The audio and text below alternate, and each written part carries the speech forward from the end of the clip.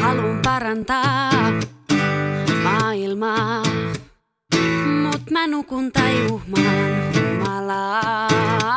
Käyrä käytävää.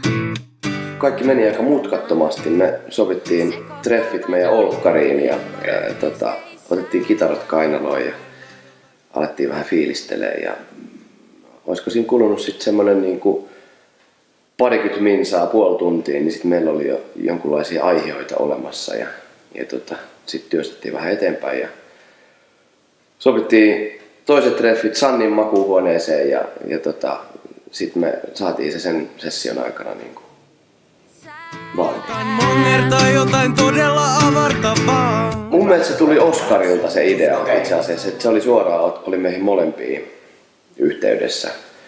Ja mä itse tunnen Oskarin siis vuodesta 2006, jolloin me molemmat aloitettiin samana vuonna opiskellut. Minä teatterikorkeakoulussa ja Oskari sitten tuolla elokuvataiteen osastolla. Näitä lauseita ei pisteet erota toisistaan.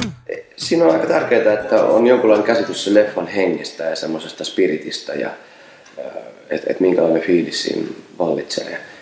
Esimerkiksi silloin kun mä tein sen Nuori ja kaunis -biisin Oskarin edelliseen leffaan ikään kuin tunnuskappaleeksi, niin silloin me tehtiin niin, että mulle näytettiin se leffan sen hetkinen leikkausversio, jos ei äänet ollut vielä tehty loppuun. Ja sitten mä menin sen fiiliksen kanssa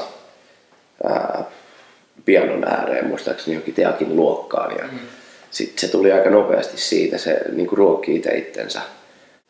Tossakin mun mielestä me oltiin saatu ne kässärit luettaviksi etukäteen ja siinä oli suurin piirtein se kuvio olemassa ja sitä kautta jos me tiedettiin suurin piirtein mihin kohtaankin se biisistä oltiin ajateltu ja keiden laulettavaksi, niin ehkä se tommoset tavallaan ennakkotiedot riittää ihan hyvin.